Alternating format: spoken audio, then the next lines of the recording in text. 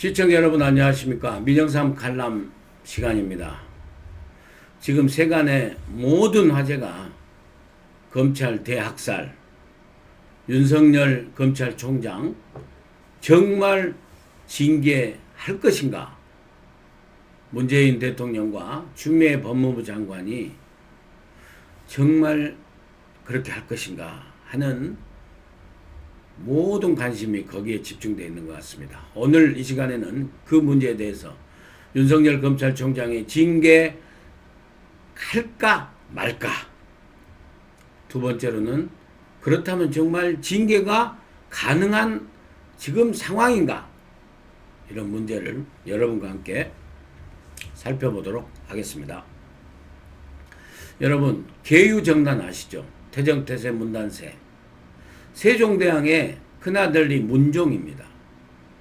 그 문종의 세종대왕의 형제간이 큰아들이 문종이 되고 나머지가 이제 수양대군이 된 거죠. 근데 문종이 일찍 죽었어요. 몸이 유약해서. 그러니까 문종의 아들인 단종이 왕위를 계승받았는데, 이 단종의 숙부이자 문종의 동생인 수양대군이 이 어린 조카 단종을 내쫓고 본인이 왕이 됐죠. 그게 바로 세조 아닙니까? 물론 업적이 많다 치지만은 이걸 갖다가 단종을 폐위하고 수양대군이 왕위에 오른 이 사건을 조선시대 때 계유정난이라고 합니다. 그때 당시에 죽음을 무릅쓰고 결국엔 죽음으로써 이것은 법도에 어긋난 거고, 지금으로 치면은요 헌정 질서를 문란시킨 구테타다. 그렇기 때문에 나는 여기에 승복할 수 없다. 그리고 우리의 임금은 단종이다. 헌정 질서를 복원시켜야 된다. 이것이 단조나 왕과 신하에 대한 충정의 문제를 떠나서요, 일종의 법도, 법질서, 헌정 질서에 관한 사항입니다. 그렇기 때문에 성산문, 박팽년, 이계, 하위지, 유흥부, 유송원, 그때 수양대군 세조에게 끝까지 반대해서 단종을 복위시키려고 했던 이 6분의 충신을 우리가 지금도 기리고, 그 충정과 그 법도를 지키려고 했던 그런 꼿꼿한 마음을 기리면서 우리가 지금도 노량진에 사육신의 묘를 갖다가 위패를 모시고 우리가 지금 충정하고 기리고 있지 않습니까? 올바른 길에 저항했기 때문에 그런 겁니다. 물론 그 뒤로 또 살아서 김시습, 남효원을 비롯한 생육신도 계시죠. 이번에 문재인 대통령과 추미애 법무부 장관, 사실상 문재인 대통령이죠. 문재인 대통령의 무도한 헌법 독재의 칼에 초계와 같이 날아가 버린 6명의 검사들을 저는 2020년 1월 8일에 일어난 검찰의 사육신이라고 생각을 합니다.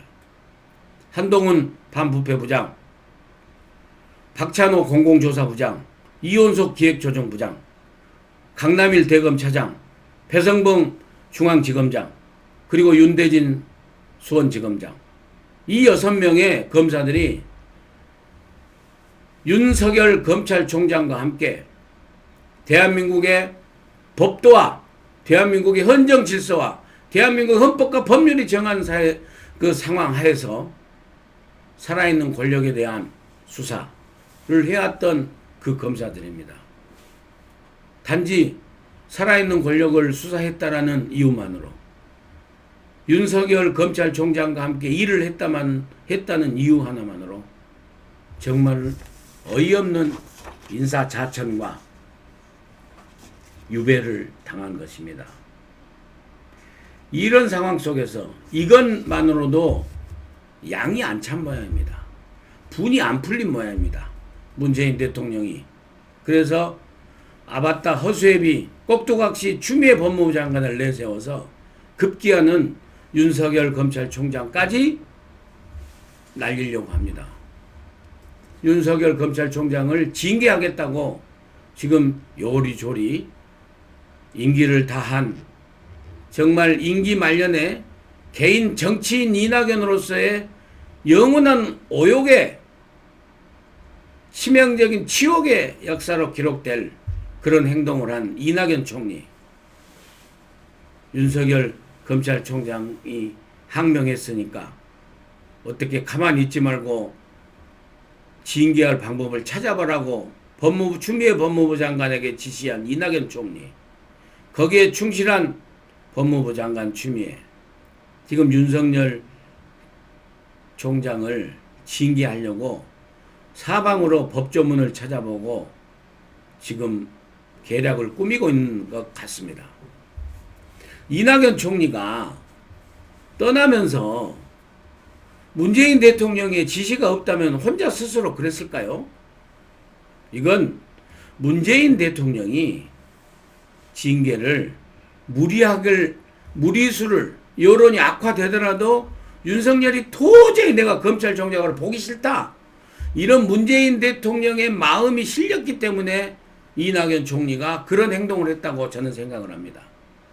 평소에 제가 젊었을 때부터 가까이 또 함께 일을 해봤던 이낙연 총리는 그 심성이 그렇게 어거지를 쓰는 사람이 아닙니다. 저는 그렇게 봅니다.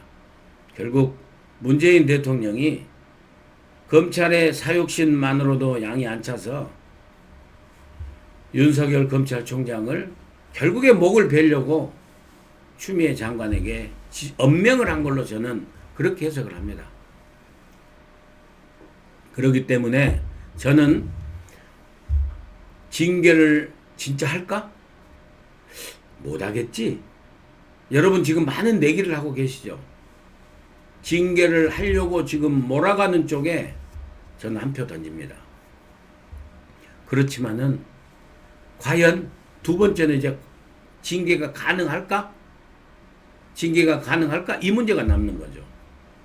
징계가 저는 불가능하다고 봅니다. 그렇지만은 저들은 징계를 하려고 노력을 할 것입니다.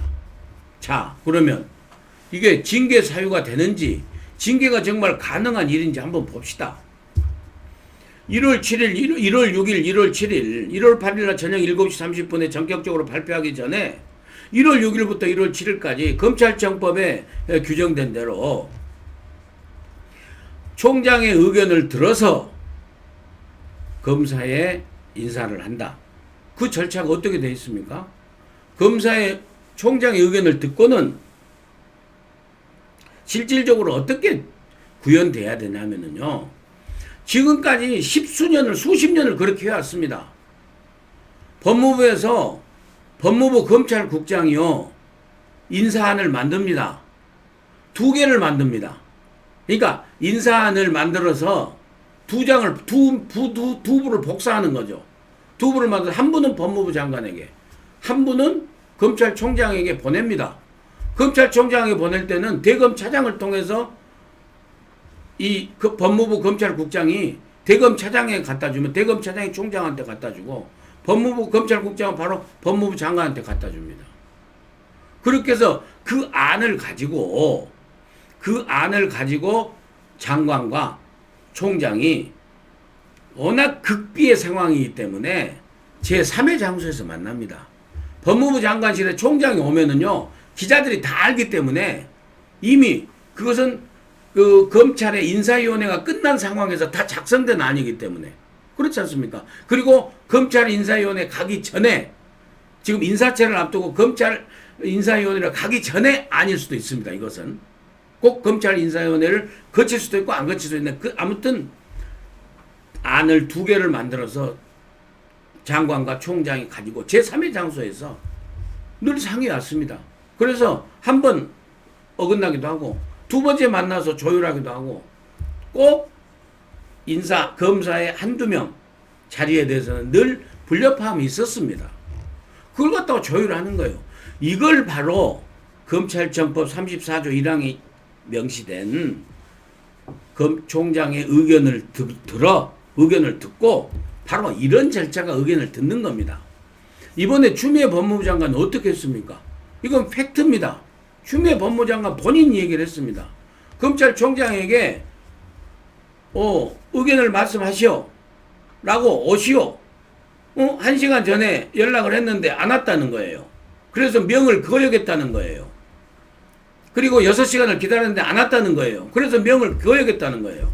자, 윤석열 총장은 안이 와야 그 안을 가지고 검찰에서는 이렇게 생각을 한다. 법무부 안에 대해서 이 사람은 이번에 수사에서 좀 미스가 있기 때문에 이렇게 해서는 안 된다.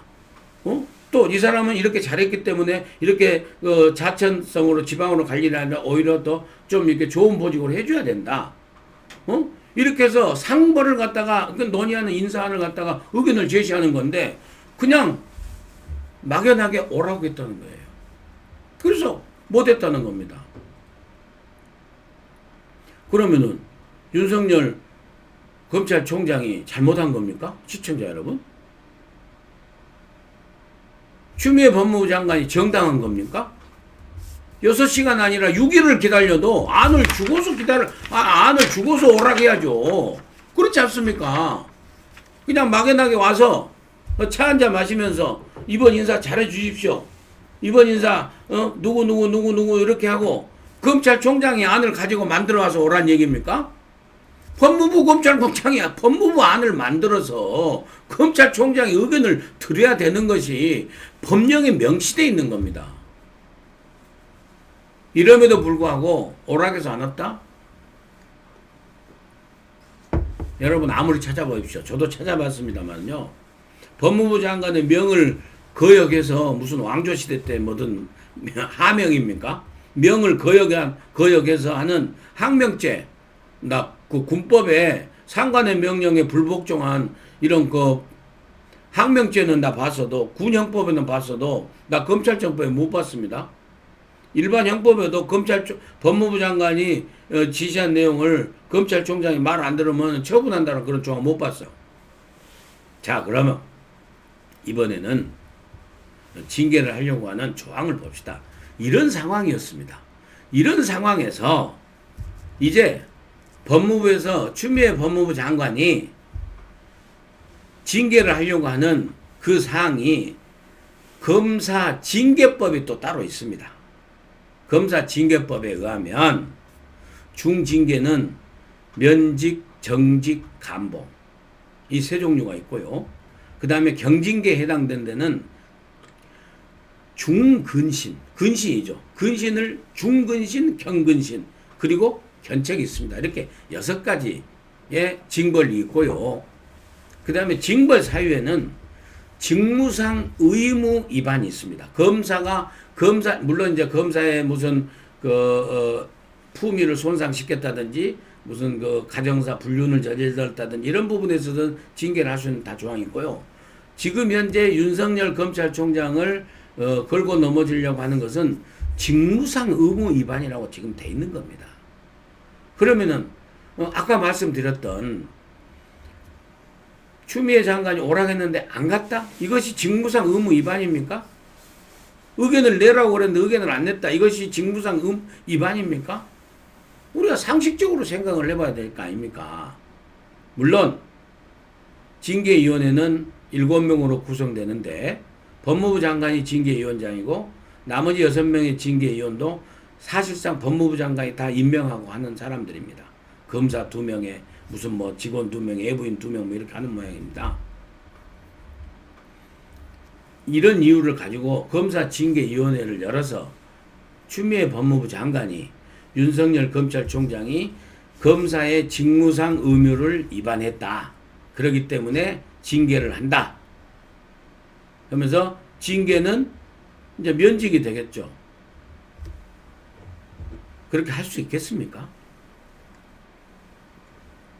아니, 이게 더 정확하게 말씀드려서 이게 상식적으로 법리적으로 봐서 징계가 가능한 상황입니까? 법률적 우선 다툼이 있어요.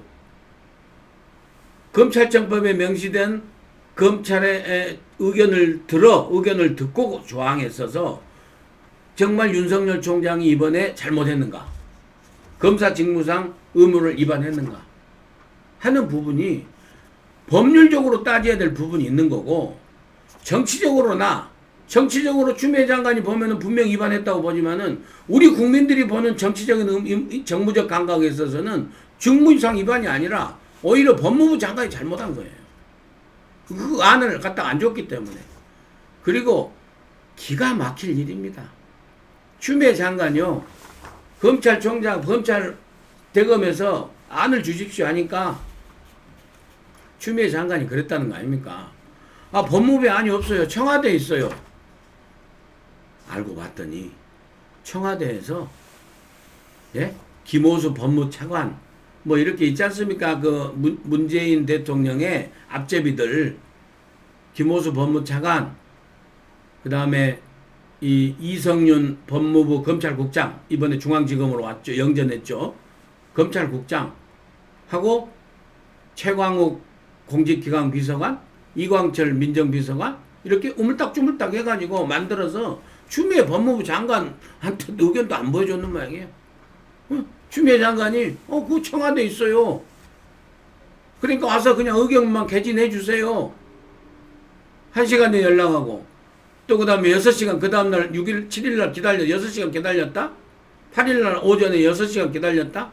그래서 안 와서 1월 8일날 저녁 7시 30분에 발표했다. 결정해서. 이렇게 해놓고 무슨 검사 직무상 의무 위반을 한 검사 윤석열 총장을 징계위원회 해부해서 징계를 한다. 한번 해보십시오. 제가 며칠 전에 방송에서도 이 민영상 칼럼에서 말씀드렸습니다만은 차라리 저는 속으로요. 이 윤석열 총장을 징계를 해주기를 바랍니다. 그렇게 하는 것이 오히려 문재인 이 정부가 빨리 끝나는 길이라고 저는 생각을 합니다. 물론 제가 극단적인 얘기를 하는 것 같지만은 뭐 상황은 또 지켜봐야 될 일이지만은 되지도 않은 일을 이렇게 하니까 국민들이 부글부글 끓고 있어요. 부글부글 끓고 있어요. 어떻게 이렇게 갔다가 안도 안 주고 갔다가 검찰총장의 의견을 갖다가 안 들었다고 해서 징계 운운을 합니까? 문재인 대통령 제발 이성을 되찾으십시오. 문재인 대통령 이성을 잃어버리신 것 같아요. 국정 운영에 중심을 잡고 이렇게 가서는 안 된다고 생각을 합니다. 과거에 우리 지금 수많은 언론들이 심지어 간제 어영 언론에서도 얘기를 하지 않습니까? 아니 국정원 댓글을 수사했던 윤석열 검사는 그렇게 훌륭한 검사고 문재인 청와대 권력을 수사하는 윤석열 검사는 그렇게 반개혁적인 나쁜 검사입니까? 이거 말이 안 되지 않습니까? 다시 한번 억울하게 자천되고 유배된 검찰 사육신에 정말 위로의 말씀을 드리고 그리고 끝까지 버티고 있는 윤석열 검찰총장이 조금 더 힘을 내서 버텨주기를 바라는 성원의 말씀을 함께 드립니다. 첨언하자면 문재인 대통령과 그 앞잡이 아바타인 추미애 법무장관한테 제가 참고로 말씀드립니다. 윤석열 법무장관이 과거 2013년에 정직 1개월이라는 징계를 받은 사례하고 이번에 사례하고는 국민적 감정이, 국민적 판단이 너무나 다른 상황입니다. 그리고 윤석열 검찰이 그때도 버텼지만 2013년도도 버텼지 않습니까? 여주지청장 하면서 조용건 중앙지검장한테 나중에 국회 법사위에 청문회까지 어디 나와서 조용건 지검장 앞에서도 꿋꿋하게 얘기를 했지 않습니까? 그때 저한테 압력을 넣지 않냐고. 그래서 문재인 대통령이 눈에 들어서 원래 다른 사람 검찰총장 시키려다 시킨 거 아닙니까? 그리고 검찰총장 임명장 주면서 뭐라 했어요? 살아있는 권력도 수사를 하라고 했지 않습니까? 왜 이렇게 이중적이고 왜 이렇게 위선적이고 왜 이렇게 독선적이고 왜 이렇게 헌법 독재자가 됐습니까? 그리고 그 독재자의 앞제비 사냥개 충전이 돼가지고 추미애 법무부 장관이 정치인 개인 추미애로서 이런 오욕의 그림을 그려가고 있습니까? 추미애 법무부 장관도 이성을 되찾으시고 문재인 대통령께서도 이성을 되찾으시기 바랍니다. 윤석열 검찰총장 버티는 거 보십시오. 균형발전위원회 압수수색 갔지 않습니까? 청와대 지역발전 비서관실 압수수색 갔지 않습니까? 그리고 배성범 중앙지검장 보십시오. 마지막 중앙지검장 떠나면서 바로 몇 시간 전에 마지막 사인했지 않습니까? 한국당이 고발한 추미애 법무부 장관의 직권남용, 권한남용에 대해서 고발 사건에 대해서 일반 형사부가 아닌 반부패 3부에다가 배당하고 딱 직무 사인하고 배성범 중앙지검장은 떠났지 않습니까? 윤석열 검찰총장 개인이 아닙니다. 윤석열 검찰총장을 비롯한 2,300명의 검사 중에서 몇몇 문재인 대통령의 앞제비가 된 검사 몇몇을 제외한 2,290여 명의 검사들은요, 윤석열 총장과 함께 하면서 우리 국민들의 명예에 따르고 있다는 사실을 명심하시기를 바랍니다. 다시 한번 윤석열 총장에게 응원과 성원을 보내면서 국민 여러분과 함께 시청자 여러분과 함께 보내면서 이 시간 마치도록 하겠습니다. 끝까지 시청해 주신 여러분 대단히 감사합니다.